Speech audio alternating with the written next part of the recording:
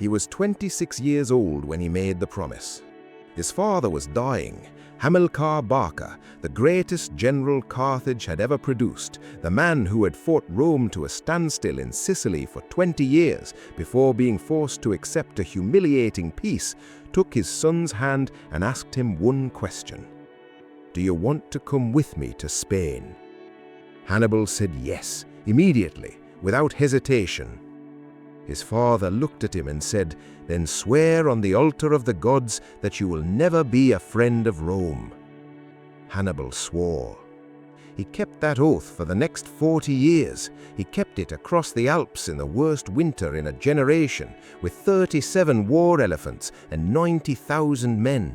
He kept it at the Trebia River, at Lake Trasimene, at Cannae, where he killed 70,000 Roman soldiers in a single afternoon, in what military historians still study today as the most perfect act of tactical destruction ever recorded.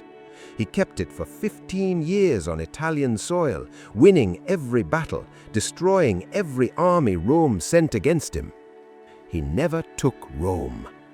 And the question of why, the question that has haunted military history for 2,000 years, is not a question about tactics.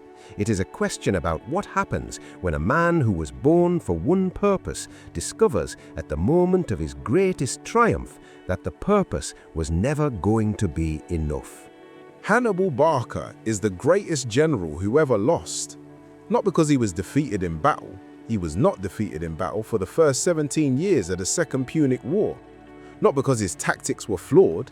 His tactics at Cannae are still taught at West Point, at Sandhurst, at every serious military academy on earth, 2,000 years after he executed them in a dusty field in southern Italy with an army that was outnumbered 2-1. He's the greatest general who ever lost because he won every battle and lost the war. Because he crossed the Alps with 37 elephants and 90,000 men in the middle of winter and arrived in Italy having lost half his force and both his eyes, one to infection, one to disease, and still destroyed every Roman army that came at him for the next 15 years. And then he went home, without Rome. The story of Hannibal is the story of what happens when the most dangerous man in the ancient world runs into the one thing that tactics cannot solve. Not a better general, not a stronger army, not a more defensible position, a civilization that refused to accept that it had lost. To understand Hannibal, you must first understand what Carthage was and what Rome had already done to it. Carthage was not a lesser civilization. It was the dominant maritime power of the Western Mediterranean, a city-state on the coast of North Africa that controlled the sea trade routes, the silver mines of Spain, the grain of Sicily and Sardinia, the commercial networks that connected the ancient world from one end to the other. It was older than Rome, it was richer than Rome, and it had, for most of its history, regarded Rome the way a successful merchant regards a promising but provincial competitor, with a mixture of condescension and mild concern. The First Punic War changed that. From 264 to 241 BC, Carthage and Rome fought for control of Sicily in a conflict that lasted 23 years and consumed resources on a scale that neither side had anticipated or could comfortably sustain. Hannibal Barca, Hannibal's father, fought the Romans in Sicily for years without a decisive defeat, holding the western part of the island against a Roman military machine that was learning, battle by battle, how to fight a war it had not expected to be fighting. In the end, Carthage lost, not because its army was beaten. Hamilcar's army was never beaten, but because its navy was destroyed in a storm, and the political will at home collapsed, and the peace terms that followed were devastating. Carthage surrendered Sicily. It paid an enormous indemnity. It was forbidden from sailing warships in Roman waters, and it watched Rome absorb Sardinia and Corsica in the years following, territories taken not in war, but in a moment of Carthaginian weakness, in an act of casual imperial expansion that the Romans did not even bother to justify with a pretext. Hamilcar took his sons to the altar and made them swear. Hannibal was 9 years old when he swore never to be a friend of Rome. He spent the next 17 years in Spain, watching his father and then his brother-in-law build a Carthaginian empire in the Iberian Peninsula, the silver mines, the allied tribes, the army that would eventually cross the Alps.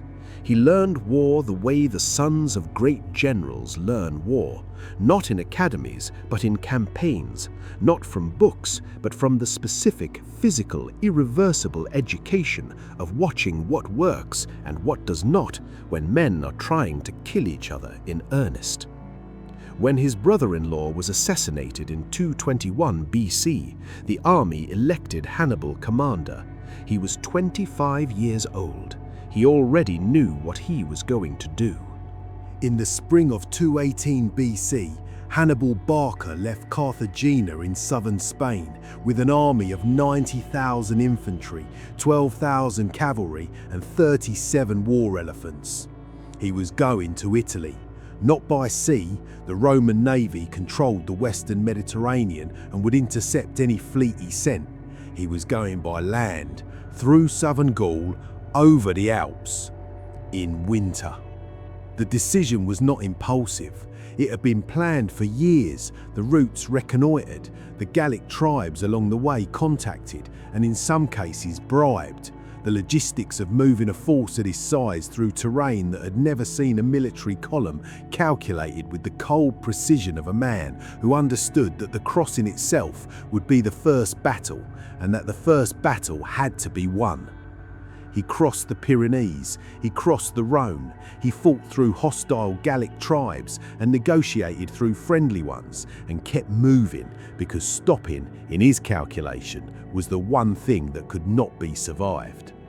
And then he reached the Alps. The crossing took 15 days of narrow mountain paths where a wrong step meant a fall of hundreds of meters, of Gallic attacks from above that rolled boulders down onto the column, of cold so extreme that men who'd grown up in North Africa and Spain simply sat down and did not get up again. The elephants, which were supposed to terrify the Roman cavalry on the plains of Italy, became nightmares in the mountains. Animals that had to be coaxed and driven and sometimes physically dragged across passages too narrow and too steep for creatures of their size. When Hannibal emerged from the Alps into the Po Valley, he had 59,000 men left. He had lost 30,000 to the crossing alone, more than he would lose in any single battle in Italy. He looked at what remained of his army and gave a speech. The historians who recorded it disagree on the exact words, but agree on the substance.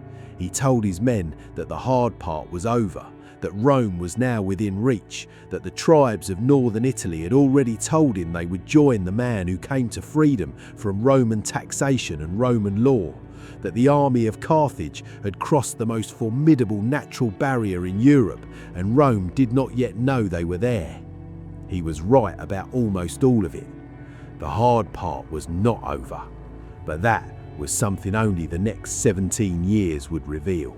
Cannae, August 2nd, 216 BC.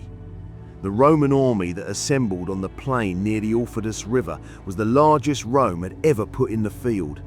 86,000 men, 2 consuls in joint command, 16 legions, the full weight of Roman military ambition directed at a single objective: end this, end Hannibal, end the war that was consuming Italy one battle at a time. Hannibal had 50,000. What he did with those 50,000 in the next 6 hours is the reason his name appears in military textbooks 2,000 years later. He understood something about Roman tactics that the Romans themselves had not yet articulated as a vulnerability. The Roman army fought in a mass, a dense, disciplined, forward-pressing formation that relied on weight and cohesion and the grinding pressure of men pushing forward. It was nearly unstoppable in a frontal engagement on flat ground. It had defeated everyone it had ever met in a frontal engagement on flat ground. Hannibal did not offer it a frontal engagement. He placed his weakest troops, Gallic and Spanish infantry, at the centre of his line, and his strongest African veterans, his best heavy infantry, on the flanks. He positioned his cavalry on both wings, and when the battle began and the Roman mass pushed forward and his centre bent backward under the pressure, he let it bend. He let the Romans advance, let them push his centre back in a great convex arc, let them feel the intoxication of a Roman army doing what Roman armies do, pressing forward, winning ground, breaking the enemy centre. The Romans pushed deeper into the curve, and as they did, Hannibal's flanks held. His cavalry destroyed the Roman cavalry on both wings and swung around. His African veterans on the flanks turned inward. The Roman army was surrounded. 70,000 men died at Cannae, most of them in the space of a few hours, in a compressed killing ground so dense that the survivors described being unable to raise their arms to fight because the press of bodies, living and dead, was too tight. The Roman dead included 80 senators, 2 quaestors, 29 of the 48 military tribunes, and 1 of the 2 consuls. It was the greatest military disaster in Roman history, and it remains to this day the tactical template for encirclement, studied, replicated, attempted and failed by every serious army in the 2 millennia since Hannibal executed it in a dusty field in southern Italy with an army half the size of the one it destroyed. After Cannae, Hannibal's cavalry commander Maralbal urged an immediate march on Rome. "In 5 days," Maralbal said, "you will dine at the capital." Hannibal refused. He needed a resupply. He needed reinforcements from Carthage. He needed to consolidate the Italian allies who were now defecting to his side in numbers that suggested Rome's grip on the peninsula was cracking. Maralbal's response has been quoted ever since as one of history's most devastating assessments of a general's limitations. "You know how to win a victory, Hannibal. You do not know how to use one." Hannibal spent the next 13 years in Italy. He won battles. He could always win battles. The tactical genius that had produced Trebia, Trasimene and Cannae did not diminish. When Rome sent armies to fight him in the open field, he destroyed them. When Roman generals learnt not to fight him in the open field, he raided, manoeuvred, threatened cities and waited for reinforcements from Carthage that never came in the numbers he needed. This is the part of Hannibal's story that the legend of the Alps and Cannae tends to obscure. The campaign in Italy was not a series of triumphs.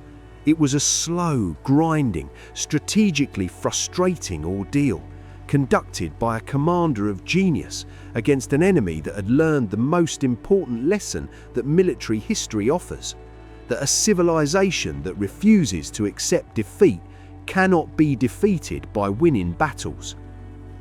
Rome changed its strategy after Cannae. Quintus Fabius Maximus, appointed dictator, later called Cunctator, the delayer, refused to meet Hannibal in open battle. He harassed, he cut supply lines, he attacked stragglers. He let Hannibal move through Italy without being able to force the decisive engagement that Carthaginian strategy required. The Romans were fighting a different war than Hannibal was fighting, and they were winning it. Carthage, meanwhile, was fighting its own political battles. The faction that controlled the Carthaginian Senate had never fully supported Hannibal's strategy. Reinforcements were sent, but not enough. Supplies were promised, but not delivered. His brother Hasdrubal crossed the Alps with a second army in 207 BC, but was intercepted and destroyed by Roman forces before he could link up with Hannibal. The first news of Hannibal's fate was when Roman soldiers threw Hasdrubal's severed head into the Carthaginian camp. Hannibal looked at his brother's head and said nothing that was recorded. He continued to hold his position in southern Italy with a diminishing army for 4 more years, not because he believed he could win. He was too intelligent for that illusion. but because going home meant leaving his Italian allies, the cities and tribes that had defected from Rome on the promise that Carthage would protect them. And Hannibal, who had sworn an oath on the altar of his gods at 9 years old, did not break his commitments easily. In 203 BC, he was recalled to Africa.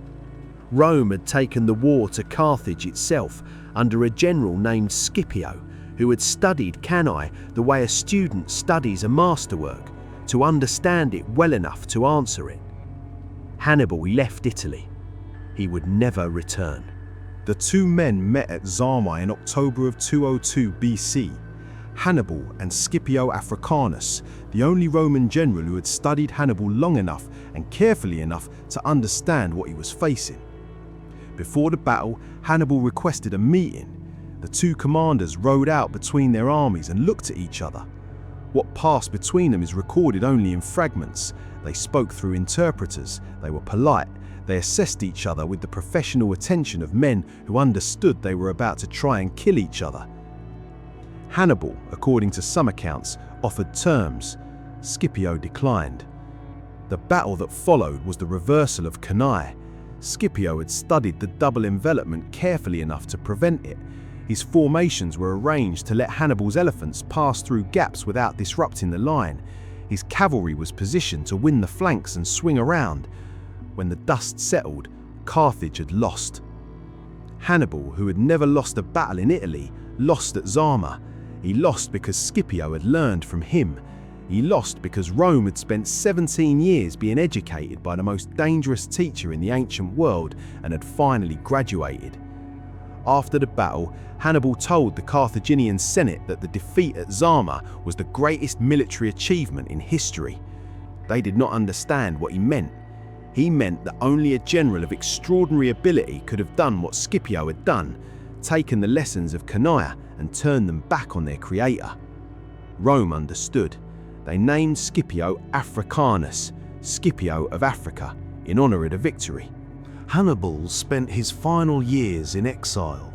Rome demanded his surrender after the war, and he fled to the court of Antiochus of Syria, then to Perseus of Bithynia, advising foreign kings, fighting small wars, never stopping the fight against Rome, even in his 60s, with an army of someone else's soldiers in a corner of the world far from the Alps and Cannae and the oath on the altar.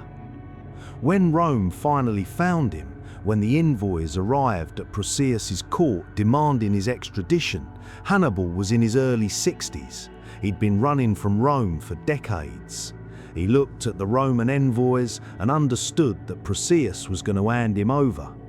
He took the poison he'd been carrying for exactly this moment. He'd carried it for years. He'd always known it might end this way.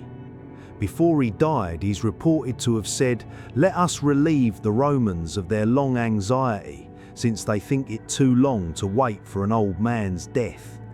He died in approximately 183 BC, in the same year, it is said, as Scipio Africanus, the only man who'd ever defeated him. History has never confirmed the coincidence or dismissed it. It simply notes that both men died in the same year, in exile, far from the places that had made them extraordinary. Carthage survived Hannibal by 37 years. In 146 BC, Rome finally ended the long argument, besieged the city, burnt it, killed or enslaved its population, and according to the ancient sources, spread salt on the earth where it had stood so that nothing would grow there again. The historian Polybius, who was present at the destruction, recorded that Scipio Aemilianus, the Roman general who commanded the final siege, wept when Carthage fell. When asked why a conquering general was weeping at his victory, Scipio quoted Homer. He said he was thinking about the fate of cities, that Troy had fallen, and now Carthage, and that Rome itself would fall one day. It was the kind of thought that Hannibal would have understood. He'd crossed the Alps at 29 with 37 elephants and 90,000 men because his father had made him swear an oath on the altar of his gods. He kept the oath for 40 years because that is what oaths are for.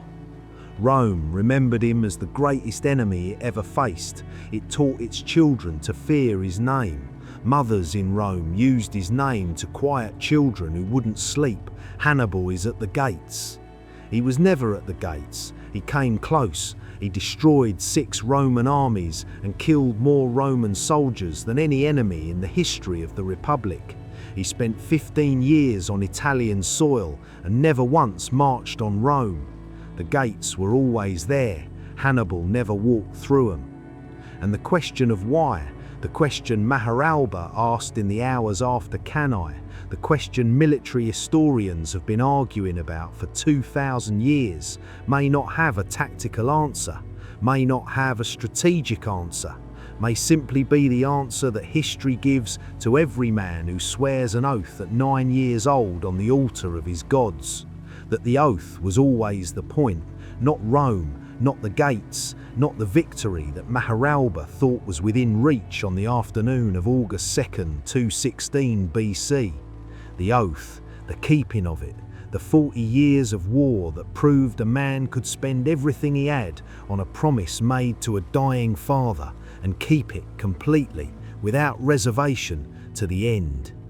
He never took Rome, he never stopped trying.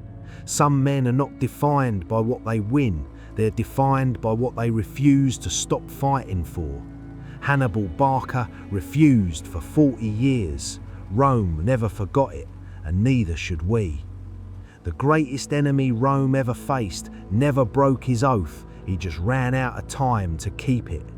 If this story stayed with you, there are more of them waiting. Every empire, every oath, every man who refused to stop. Subscribe to Dash History and stay.